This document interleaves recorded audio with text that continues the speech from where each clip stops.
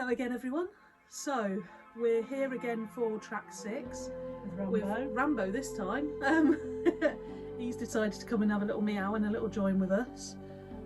So we may have to try and get him to settle down in a minute. There you go. Nice and easy. So we've got both cats on the bed with us at the moment because we're upstairs in our forest. So track 6 off the Gods album, which is due out on the 2nd of February. 2nd what of year November. are you in? 2nd of February 2021. And we are going to talk about track 6. You can download this from all the major sites, or you can pre-order it through www.phoenixflames.co.uk, and Phoenix is spelt with an F. We'll put the link in the chat afterwards. So the track 6 off of this album. Now, I actually love this track, and it's one of my other favourites on this track. Shall we announce it, Angela? Who is it? Shall we announce it? Who is it? Track 6 is Horus, the Egyptian god. So, if any of you know about the Egyptian gods and goddesses and things like that, we know that Horus is the son of Isis and Osiris.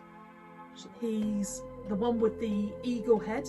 He's known for the Eye of Horus because he had a battle with Seth, who was the brother of Osiris, and he lost an eye, and then the eye was reclaimed by him and it became the Eye of Protection, which is the Eye of Horus, which is a very protective eye. He's also got a lot of similarities. A lot of people try to call him the Egyptian version of Jesus because there is a lot of similarities between them. I don't believe they were the same person, however there is a lot of similarities, and I do think they were because they were from different eras type thing. But Horus's birthday is on the 25th of December, so read into that what you will, people. But in terms of this actual track, that's enough about the actual god. He is the god of the sky as well.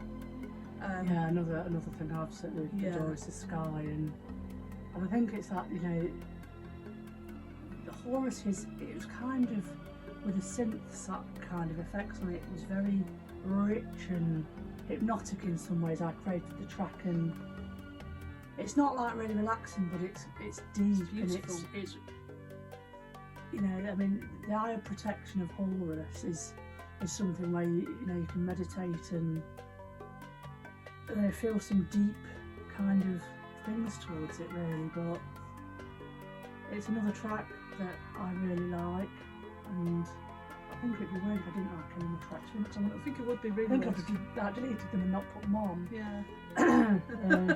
I don't ever aim for like average tracks or it's a filler. It's every track has been worked on with passion and channeled with, you know, that God, with the intention of and the connection with the gods. So Horus, it's very, I don't know, it's like dreamy, but in some ways, I think once you hear it playing the background to this thing, you'll kind of get it, I think. Yeah, I think you will. It is a beautiful, beautiful track, and there's parts in this track where you can listen to this song once and you'll hear something different from when you listen to it the second time or the third time. You kind of just go with this track, it flows, and you get taken away by certain parts in it, and all the parts put together becomes this amazing piece that is very hypnotic and it's very good. I mean, I tended to sway away from doing a really traditional Egyptian music song. It's got some East, you know, elements in there of the kind of Egyptian song. It's not, you know, because anyone can do that. Anyone can just go. It's not directly Egyptian, is it? Yeah, but then we've already established that you actually tune into the gods, don't you, when you're making their music, and they sort of come through you to play. Just download through, and what comes out really. Yeah. So. And it works for Claude. So in terms of Horus, why was you so drawn to Horus? Because this was another one of the first ones you did, wasn't it? I've got a memory many years ago, well, a few years ago, with Sally Wadden, who's been our kind of Yoda throughout the years, and I remember sitting in one of the meditation classes, and she's got the Eye of Horus, and that resonated with me years ago, and we connected during I don't know, I think it was just a general, I don't know what meditation was, but I remember leaving that session quite, I don't know, focused, and to me it also said to me about insight, and some people can be blinded by the blinkers, I think, as well, with the visions of things, and it was very much a message to me for focus, and you know, in that, you know, there is the protection of the eye of Horus.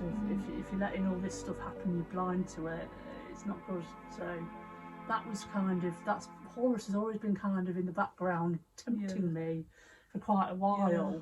You've always been drawn to eyes as well as... Yeah, I love eyes. I mean, we walked around Colic Country Lake. Park and Lake this morning quite early at dawn, and we walked past this tree, this fallen tree log, and it's just an eye. You know, love eye in the kind of wood. And some of you might not know, but Claude's also an artist, so she paints a lot, and there's a lot of eyes within Claude's artwork. I do like doing eyes for some reason, yeah. So, I don't know why. But so there's always been a connection with Claude and eyes, and obviously Horus has become part of that now. So I think you use Horus a lot in your work and with everything without even realising it. Yeah. But yeah, so Horus is track 6 on the album Gods by Earth Tree Healing, which is out on February the 2nd, 2021. And thank you for listening.